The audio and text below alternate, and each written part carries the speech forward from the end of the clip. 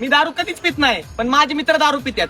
दारू पिणारा मित्र एक वेळेस काचेचा ग्लास फोडल, पण एखाद्या व्यक्तीचं मन कधीच नाही तोडणार बरं का. इव.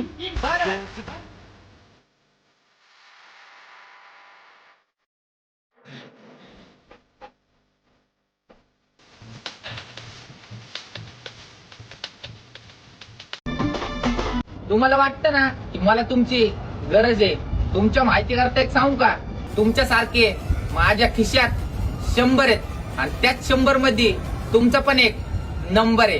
हा येऊ.